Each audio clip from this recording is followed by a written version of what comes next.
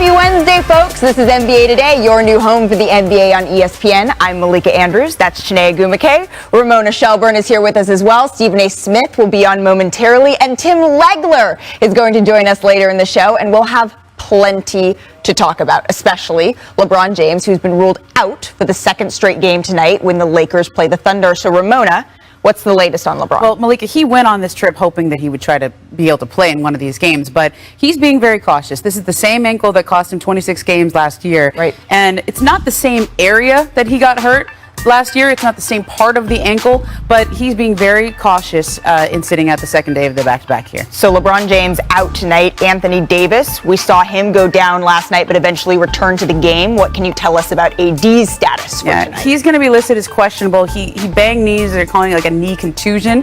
But if I had a guess, I would say he does not play today. It doesn't make a whole lot of sense for him to push this second night of a back-to-back. They need to be careful with him. Well, and Frank Vogel said about LeBron James, not about Anthony Davis, but this is a marathon that they are trying to get through. Chiney, what does this bring up for you? This brings up another big night for the Brody, Russell Westbrook, especially back-to-backs in OKC, feeling good, coming off of 33, 10, and 8. And so I think he's capable to show that they can galvanize around him. His energy was contagious. And so I think it'll be interesting. This is why they got him, to have another star when LeBron's not able to go. Absolutely. And the Lakers are 1-0 without LeBron this season, and here's how they got it done last night versus the Spurs. LeBron James was not in action, but you see him on the court. Russell Westbrook and Anthony Davis would have to step up. So fast forward to the good part, the fourth quarter. Russ finds Anthony Davis. Davis hits the mid-range jumper. Davis had 35 points and 17 rebounds. So about a minute to play. Lakers up by 1. Malik Monk pulls up. I mean, from where? Where? He started for LeBron and had 17 points. The Lakers up by 2. Jakob Poeltl misses the free throw, but watch Anthony Davis here. Anthony Davis stays down. He's still down underneath the basket. DeJounte Murray finds Bates Diop for the layup. Spurs tie the game here, but Anthony Davis is still down grabbing his knee, but he ends up staying in the game here. So we're heading to overtime, less than 10 seconds to play. Murray? Not quite. So we are headed to overtime here. Can't quite tie it. Headed to overtime at 1:14. Midway through OT, Lakers up. Westbrook, he drives. Look at this. Ferocious slam attacking the rim. And Russ is fired up after this. The Lakers are up by 6 now. Look at that flex. So under a minute to play. Lakers leading by 2. Westbrook uses the Davis screen. Makes a layup in traffic, and LeBron likes what he sees. Westbrook had 33 points, 10 rebounds, 8 assists. The Lakers win it 125-121. I told Russ, I said whether I'll play, Bron play, who we don't play, it doesn't matter. You still got to be yourself, and he did that tonight. The way he played tonight was incredible, and we need that from him every night. Especially with Bron being out, we understand that with that comes responsibility of making guys around us better. And tonight, I thought AD did a great job of just being aggressive all night, missing makes, finishing well around the basket. It was big for us tonight. So Russ picked up the playmaking slack without LeBron. Westbrook was the ball handler on 48 pick plays, including 27 with Anthony Davis as a screener. That's as many pick plays as the duo ran in the first 3 games combined. And Westbrook also has increased his number of drives in every game this season. So for more on the Lakers, we bring in the man, the myth, the legend, Stephen A. Smith, making his NBA Today debut. Hey, Stephen A. It was the Russell Westbrook show in San Antonio last night. Stephen A., what did you see from Russ in this breakout game for the Lakers? Nothing really. I mean, I think there are a lot of people making a big deal out of it. I need to say nothing. And the reason why is because what hasn't Russell Westbrook done before in terms of this kind of play? He scored 33 points. Is that a surprise? He had about 10 rebounds. Is that a surprise? He had about 8 assists. Is that a surprise? The man is a walking triple-double. We know what he can do. The suspense involving Russell Westbrook isn't in his points, rebound, or assist production as an individual star in this league. It's whether or not he can register those kind of results results with both Anthony Davis and LeBron James on the floor with him. The fact that LeBron James was out is why I say what I say about Russell Westbrook. I'm not talking about him. We know he's great, future Hall of Famer. He's phenomenal. What we're saying is the suspense involving Russell Westbrook in a Lakers uniform is what can he do with both of them on the floor, because if the Lakers are going anywhere, both of them are going to have to be on the floor with Russell Westbrook, and what he's able to do in terms of ingratiating himself with them as teammates in terms of chemistry, that's going to decide the fate of the Los Angeles Lakers. Interesting. So we're not going to see that tonight because we know that LeBron James has already been ruled out, but we've seen a few different versions of the Lakers this season, and it's early. But what do you think is the best version of Los Angeles, Stephen A.?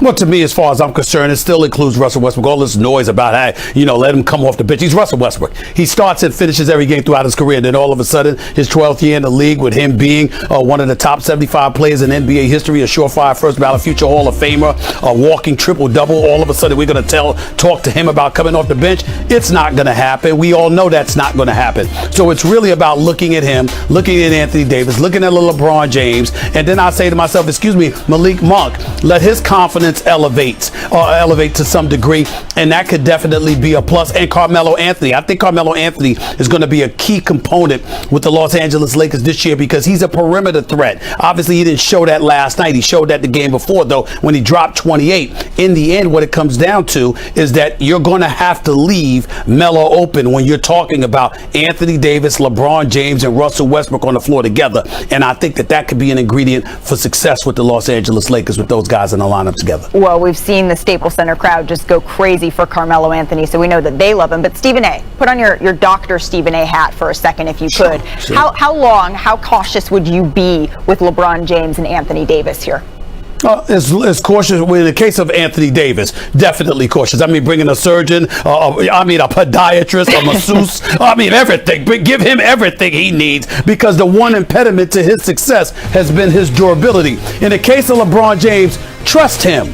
Listen to him. This is a guy that takes phenomenal care of his body. He's constantly monitoring himself in terms of making sure that he's in peak condition. And he's proven over the years, not only that he's durable, but that he's trustworthy. He knows his body better than anybody else. So you listen to him and let him guide you as to when he deems himself ready and when he doesn't. But we all know that this Lakers team is assembled for playoff action. Carmelo's 37, LeBron's 36, Russell Westbrook is 32, going on 33. Anthony Davis has been in the league for a while. We know Rondo's been in the league for a while. This is a team that's built for the postseason, not the regular season. So it's not important for them to be a top 2 or 3 seed. They could be a 4th or 5th seed. It does not matter. As long as they're healthy, they're a legitimate threat, and we all know that. It's a marathon, not a sprint, right, Stephen A.? But I appreciate you putting your doctor's hat on for a little bit. Thank you for coming on, but will you stick around for me, and do you want to talk a little Knicks in a little bit? Hey, listen, it's you and the ladies, Shanae, and come on now. All y'all, of course, Ramona, I'm here for y'all. I'm here for y'all. Oh, well, then can I get a little bit of a bing bong? Have you seen that going around? Bing bong? Yeah, no. There you go. Here's what I'll give you. We here. Oh. I'm in New York. We here. Well, then I'll we give have you to that. come back We for that. here. We have to come back for that, Stephen A. Yes. I appreciate you. Yes. So we have more to talk about with the Lakers, though. We have spent some time talking about LeBron, Russ, AD, and even Carmelo. But Shanae, you were focused on somebody else. Who was that? It's Malik Monk. And I was just thinking about this Lakers game, and I kept thinking about luck. As athletes, you create your own luck. But by definition, luck is where preparation meets opportunity. And Malik Monk is a perfect example of this. We knew AD is capable of having MVP caliber games. We knew Russ was capable of having MVP caliber games. But you create your own luck, especially in a role like Malik Monk did last night with his shooting ability. Y'all, I love it. Every LeBron James championship team has a shooter role player that comes and performs at a high level. And this 3 was it. That's what basically, they were down 2, I think, or they got the 2-point lead, after he knocked down this 3. I love that Rondo was able to, know his role. He was the only non-shooter on the floor during that time period. Set a nice little screen, freed him up. It takes a lot of confidence and a little bit of luck to be able to feel good enough to, hit that dagger shot. Malik Monk, his start to the year, he was plus 31 in 39 minutes, plus 31 in 39 minutes. But let's head to MSG for 76ers versus the Knicks. The 76ers and Joel Embiid at Madison Square Garden to take on the Knicks. Embiid, he was struggling early. First possession of the game here. Embiid gets double teamed. Air ball later in the first. Embiid off the pick and roll here. Misses. Embiid was 0 for 5 from the field in the first half. That's the 4th time in his career without a field goal in the first half. So then, while Embiid was struggling, the Knicks were red hot. Julius Randle from the left wing. He hits it. Evan Fournier off the inbound pass. And yeah, you guessed it. He hits it. Then we're midway through the second quarter. The Knicks up by 6. Emmanuel Quickly, that's filthy, crosses over Tyrese Maxey and hits the 3. Kentucky on Kentucky right there. Take another look at this because Quickly, as he's coming back, he points to the spot on the ground where he made the crossover. Spike loves it. The Knicks led by 20 at half. Third quarter, Kemba Walker 3. Walker had a team high 19 points and the Knicks win 112-99. It was a kind of moment I've dreamed of when I was a young kid, wanting to be in the NBA, watching the Knicks play, coming to, a Knicks game and seeing how the crowd goes crazy. And that was a great moment for me. One of my favorite parts about New York is the tabloid back pages. Look at the daily news. Bing bong, the skid is dead. So that's become a rallying cry around New York now. And when the producers asked me who I wanted to talk to about the Knicks today, I had only one answer. And he's here because we here. Stephen A. Smith. We here. We here. We here. So what's your assessment of the Knicks this year after last night? Well, first of all, I'm very, very pleased. Number one, their offense is one of the top 3 offenses a game. They've got 2 victories already this season against Boston and Philadelphia. That's within their division. Let's give them props for that. They lost one to Orlando. They shouldn't have lost after beating up on Orlando a couple nights earlier. In the end, they're a 3-1 team. And I'm looking at them right now. I know their defense is going to be even better now that Mitchell Robinson is back in the lineup and Tom Thibodeau is still their coach. But I'm most pleased with what I'm seeing offensively. They got a backcourt now outside of Derrick Rose that actually can create their own shots. Fournier and obviously Kemba Walker can create a shot off the dribble. They can hit mid-range shots. They can hit long-range shots. They showed that last night yet again by hitting the bond and hit 10 threes. This is a team to be reckoned with. There's a lot of teams in the Eastern Conference that have improved. The New York Knicks are one of them. And I'm loving what I'm seeing right now. I'm very excited. And the only thing I have to say other than that is we here. We hear. I think we might be hearing that from you a little bit more. We hear. That's I like right. that. So on the other side of the ball, Stephen A., they weren't here. The Sixers were struggling. Losses to the 2 good teams they played, the Knicks and the Nets. So what are you seeing from the Sixers team?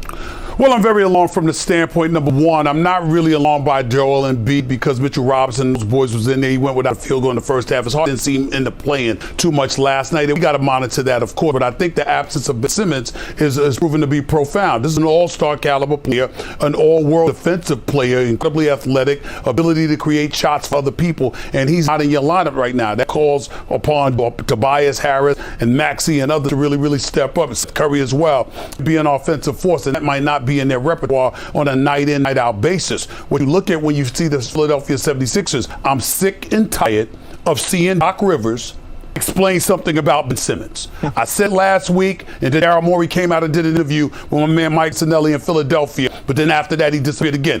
Daryl Morey is the one that needs to be answering questions about Ben Simmons. We're hearing that, we're in a good place and we're making progress. Well, what the hell does that mean? Because at the end of the day, when you look at the rest of the Eastern Conference, you're looking at Brooklyn, you're looking at Milwaukee, you're looking at Miami, you're looking at Chicago, you're looking at all these teams, okay? Of course, the New York Knicks as well. Teams are improving. What's going to happen to Philly if they just stand pat and Daryl Morey doesn't pull the trigger on something to get Joel Embiid, Doc Rivers, and the rest of the crew additional help? That's where the focus needs to be in Philadelphia right now. Daryl Morey is a big-time executive. We know this. Show us, remind us of that by doing something in Philly with Ben Simmons instead of standing still. Something needs to be done, and I think that much is obvious. So you're saying don't get left behind. Don't sleep and get left behind. Don't get behind. Well, no. Do you want one more week here, Stephen A.? We here. We here. I mean, that's Philadelphia got that issue. I'm in New York City. We here. There you we go. Here. Thank you, Stephen A. Really appreciate you stopping by. All right. Keep the great work. Thank you. Don't miss NBA Countdown, 7 o'clock Eastern, right here on ESPN. But Stephen A. mentioned that Joel Embiid, the big man, He finished with 14 points. He's only 2 for 7 from the field. And here's what he said about his play early in the season. I don't think I played like this at least to start the season, and any stretch in my career. So I'm gonna keep pushing and hope for the best. I do think at times I'm too passive, but it's also, I want to get, my guys on. I gotta give them the confidence to, believe in themselves and, make shots. That's been my mentality, kind of figuring out, how to be points. And, I'm going to keep working, and I'm definitely going to get better. So that's not going to last long. Now welcoming in senior writer Mona Shelburne, who has been extensively covering the Sixers. So after Embiid's performance last night, I want to start on where he is physically, Ramona. Well, I mean, what are you hearing? Tanae said, I'm not sure his heart was in it. I think his heart's in it. I don't think his knee is. We have to go all the way back to the first game of the season when he bumps into Jonas Valanciunas in a game against New Orleans Pelicans. You can see right here, he just knocks knees there. He goes down, grabs his knee. That is the same knee, Malika, that he hurt in the postseason last year. Plagued him all throughout the postseason. He did not have surgery on that knee after the season. Didn't think he needed it, but it is prone to situations like this. And he told me after this game in New Orleans, he couldn't walk for 2 days, but he still went out and played in Oklahoma City. And obviously he played against the Knicks and the Nets. Why is he playing then? He's playing because Ben Simmons is not playing, and they need one of them on the court. He wants to show leadership at this moment because, as you say, you don't want to fall behind to where you cannot come back. But look, he's settling for a mid-range game that he doesn't have right now. Okay, the idea with Embiid is he lost out on the MVP last year because he didn't play quite enough games. Well, he doesn't want to do that again this year, but if he's going to play like this, where his knee's not there, it's not under him, he can't get by people, he's not moving well on the court, there is a sense that maybe he should sit a game or two to get that knee right, because it's a meniscus injury. It was flared up after the knocking knees with Valanciunas, and they play Pistons tomorrow. There's maybe he plays a couple of minutes, he plays 25, 26 minutes to get them off to a good start, or sit down for a game or two to get that knee right, because he's trying to show leadership.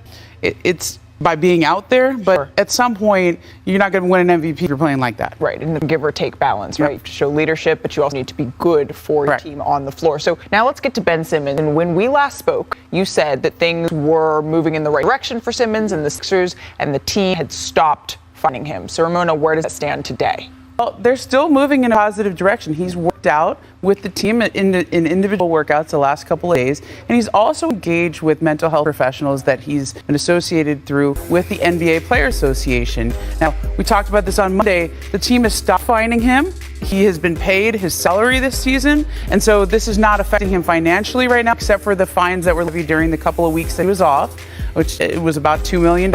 But he is showing up to work at the practice facility and going through individual workouts and doing what he needs to do off the court with mental health professionals arranged through the Players Association. And I'm told that this work actually has been taking place since the summer with mental health professionals. But we've now, just in the last week or so, it's been more public about that. Okay, so that's where we stand on Joel Embiid, on his health, and Ben Simmons on his health in potentially a different way. Thank you so much, Ramona. And now we get to take it to the court with Tim Legler making his NBA Today debut. Tim, thank you so much for joining us. Always my pleasure to talk to you, Malika. This is going to be fun, Tim. What is the impact that Simmons' absence is having on the Sixers' offense? Yeah, I mean, they're just lack playmaking. And for all of Ben Simmons' issues with his shooting, his confidence, the way he processes scoring opportunities, he's been criticized a lot for that. But this is a playmaker, and we look at the way they're operating their offense now. Tyrese Maxey's a nice young player. I really like him. He's got a bright future. He is not a pure point guard, and he's in that spot right now. I think he's combo guard off the bench if you're really a contender. Even a guy like Shake Milton's not out there is a similar player to Maxey. So now what happens offensively, Embiid feels more like he has to be the guy that isolates. He catches the ball in bad places on the floor, holds it a little bit longer than he did, and now you leads to turnovers. It leads to transition going the other way. Even the guys that playing backup point guard right now, Furkan Korkmaz, Steph Curry, both really good NBA players, really good shooters, critical to this team. They are not pure point guards, particularly Korkmaz, who has become basically their backup point guard. So you see their offense bogged down, and there's just not a lot of easy playmaking to be had, and Joel Embiid is the guy that benefits more than anybody else from that. So when you look at what happened in the Nets game, when they broke down offensively in the fourth quarter, couldn't get quality possessions and blow that big lead, you look at the way they played last night when they got their doors blown off by the Knicks, and they never really mounted a run because they're lacking that playmaking. So for the Sixers right now, you look at this saying, you took an all-star caliber player off the floor, and we haven't replaced them with anything. How long can this situation go on before something is going to give? Because you're asking an awful lot out of Joel Embiid, and I thought he looked very frustrated last night. His body language wasn't great.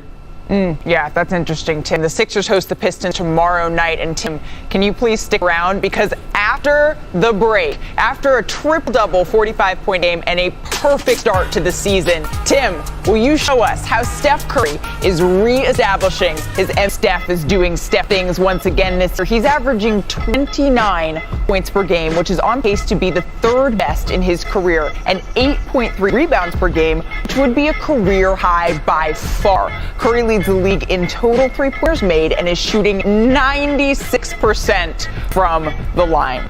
So we now welcome back in Tim Legler. And Legs, the Warriors got the win, and Steph had just a pedestrian night by his standards in the box score, but show us how he was still able to impact the game out there.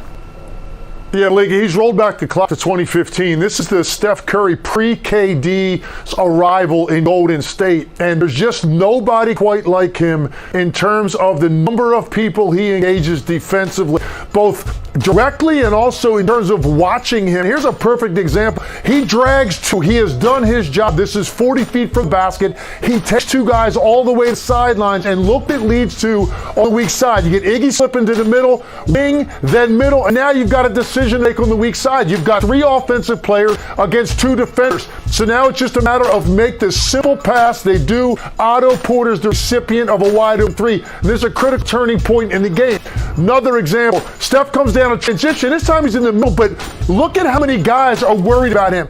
Not only two initial guys on the dribble handoff, but look at Dort also at the top. His eyes are on Steph Curry, and as a result, he's late getting back to the play. Ball goes middle, and again, it's simple ABC basketball to the weak side, Otto Porter. So those two threes back to back, that's when Golden State started to get separation in this game. On a night when Oklahoma City really outplayed them for three quarters, it's Steph Curry's magnetism, right? The gravitational pull of occupying defenders, making guys communicate, and what it leads to for other people. This roster has a lot of role players right now that are playing like impact players, and it's because of Steph Curry.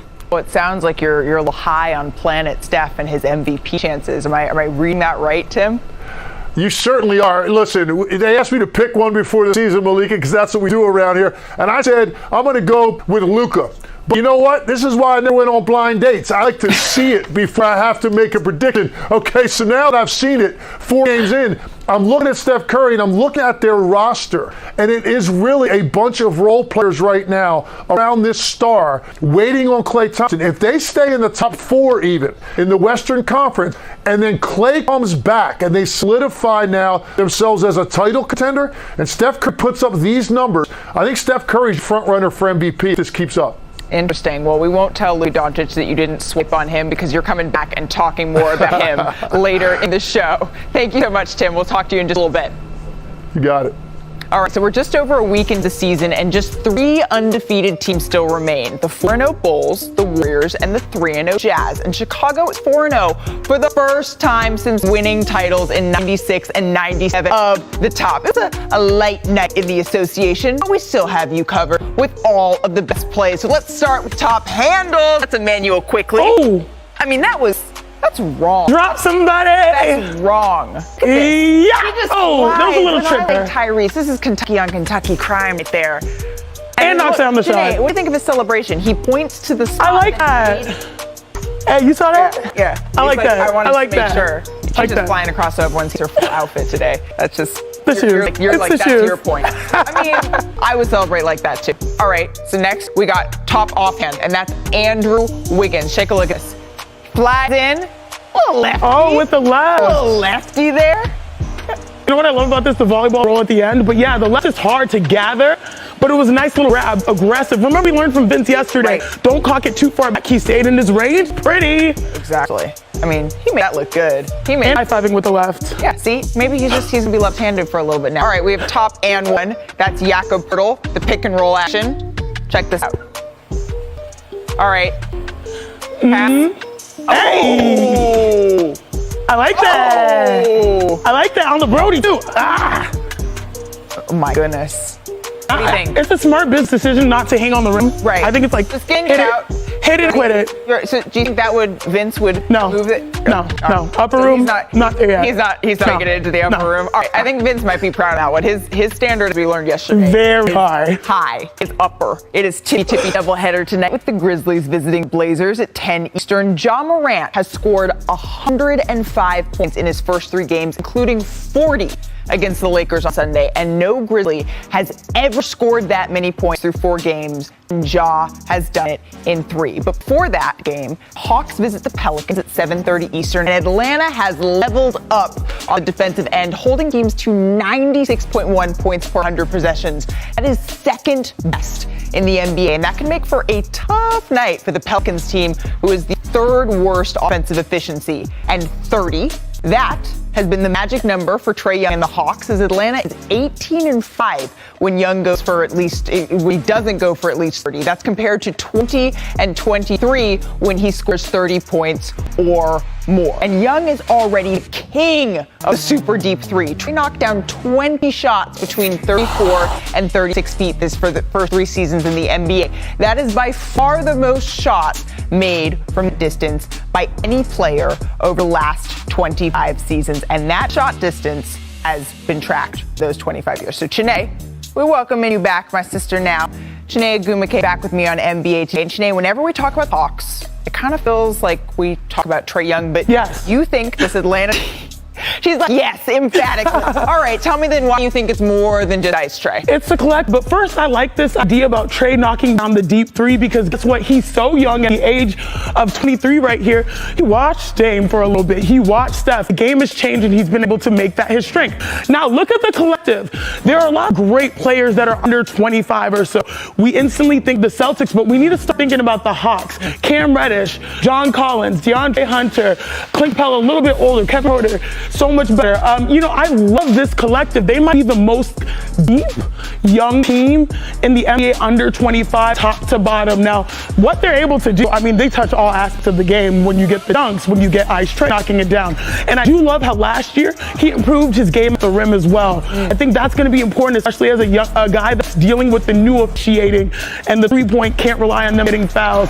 But again, it's this young collective. I think they're making an excellent point. Do not cancel, or at least just say, oh, we don't know if these young guys are great just because they're not instant oatmeal or easy bake? I don't know, whatever it is. Easy bake oven. They're not in an easy bake oven. Exactly. I think they're a great case of give them some time, allow them to cook.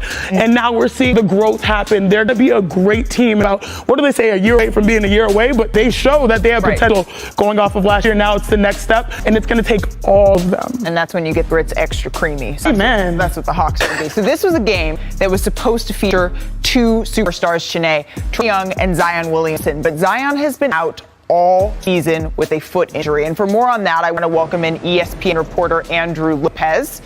Andrew, what's the latest on Zion?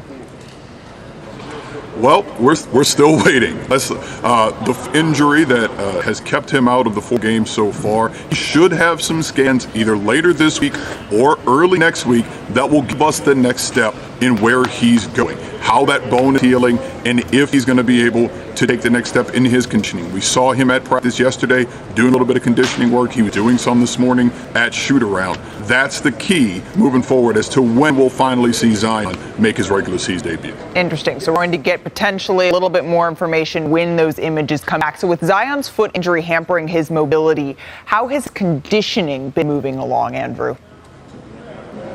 Yeah, that's been the key so far for where he's at. So far, he's still been doing 1-on-0. Did start running about 2 weeks ago. Those are big steps for Zion as he gets back to where he needs to be. These next set of scans and where that bone is healing and how it's feeling, that's going to say, okay, now can he ramp up and start doing a little more and a little more. He's been doing his cardio the entire time. He's been doing pool work the entire time. But we all know conditioning and on-court conditioning are a little bit different. So once they get him to ramp up on the court, then we'll see, how close he gets to making his debut. Absolutely. So no Zion tonight, but we will see Trae Young out there. We will see you out there. Thank you so much for joining us, Andrew. No problem. I'm sure we'll be back soon. As mentioned, the nightcap of our ESPN doubleheader is a star-studded affair. Ja Morant and the Grizzlies in Portland to take on Dame Lillard and the Blazers. Morant joined us in studio this week and is ready for the challenge of taking on a member of the NBA's 75th anniversary team. We got to be able to hear each other. We playing in front of thousands. We got to be able to hear you. Yes, sir. Yes, sir. Let's go, let's go, let's go, let's go, let's go. You're considered one of the great guards already in this league. Melton. Lob.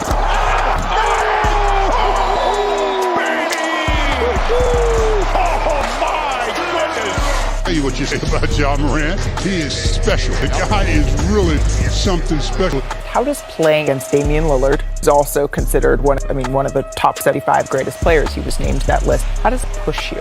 Talking about Dame, I feel like it's one of my favorite matchups.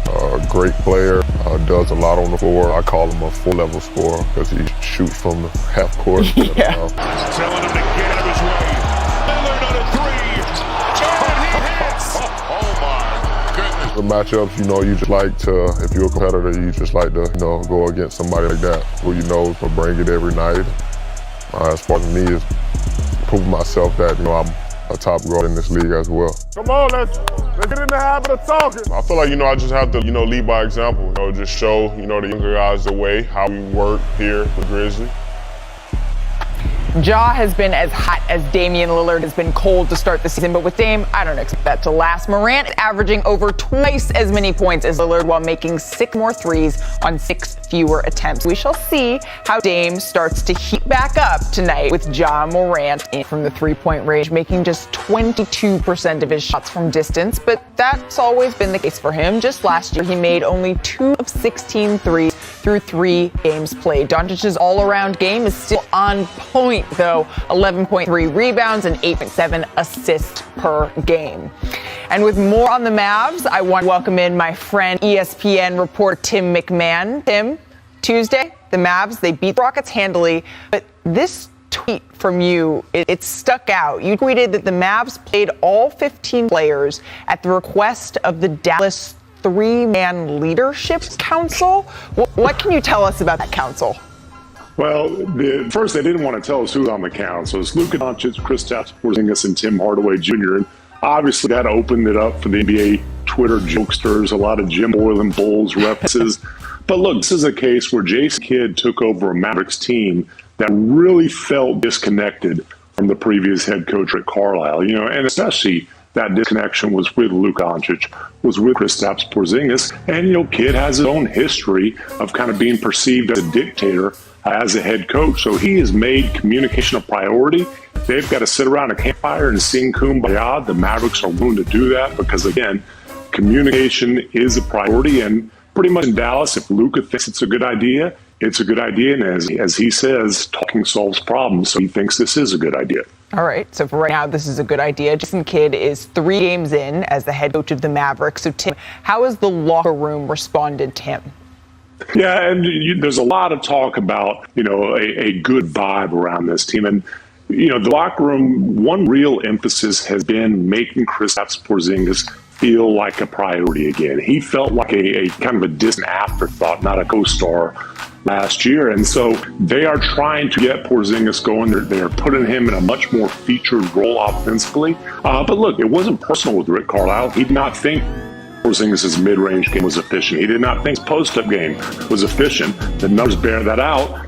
Jason Kidd has given the green light. So far, the numbers aren't pretty again, but, they do want to make Porzingis feel like a priority. So they're kind of trying to figure out exactly what that looks like on the fly.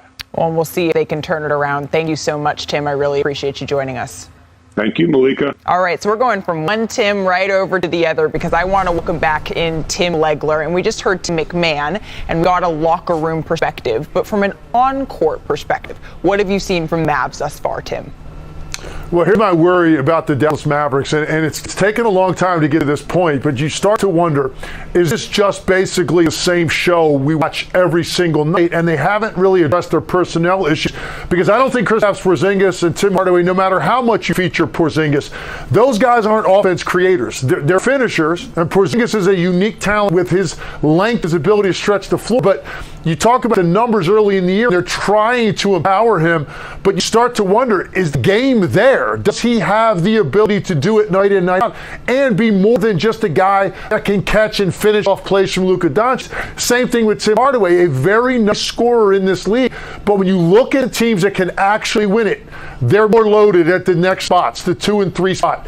And if I look at the Dallas Mavericks, they're still so dribble dependent, Malika, on Luka Doncic, that when you watch them, there are some times when you just sort of see the air being dribbled out of the ball and given possessions, and there's a lot of stagnancy. Guys are more or less trying to get out of his way and play off of him and let him go when he wants to go. And the pace isn't great, and I think they get a little bit predictable in tight games. So as great as he is, and this is a guy that can be an MVP in this league one day, as great as he is that individual talent enough when you look at their roster and the style of play that Luka brings to court to really put them in that category where you can see them making a deep playoff run anytime soon? And I don't think they're good enough this year. Interesting. So critics in the offseason, they said, well, maybe the Mavs didn't make enough changes. They didn't tweak their roster all that much. We're seeing the same Mavs again. So what are you thinking at this point that their ceiling is? Yeah, look, I think they're a team that's going to be anywhere from that 5 through 7 range, probably in the Western Conference, and they're probably going to run into a team that's going to be hitting their stride at the right time, and they're going to be out in the first round. Luka Doncic is good enough to win any game in any playoff series, so he can keep in a series. We've seen it. We saw what he did against the Clippers a couple years ago. He has that kind of ability, but you're going to get worn out over the course of a 7-game series against these top teams in the West because they can basically dictate their entire game plan around defending one guy. I don't think teams fear Porzingis and Hardaway have enough firepower to be able to beat them on a given night if you overlook toward Luka. So I think that is their ceiling. I think they're a first-round playoff team, and they're just not on the level of a team, obviously like the Lakers, but even like Utah, Phoenix. I think I'd put Denver ahead of them, particularly when they get finally healthy at the end of the year. I just think there's more upside, more firepower with some of these other rosters, and Dallas decided to basically stand pat with who they had. And this might be finally the season by the end of it when they realize they're going to have to get another star player that can get his own offense to play next to Luka Doncic. Yeah, especially while they have a Luka who's so clearly in his superstar prime and only continuing to grow. Tim Langler, thank you so much for joining.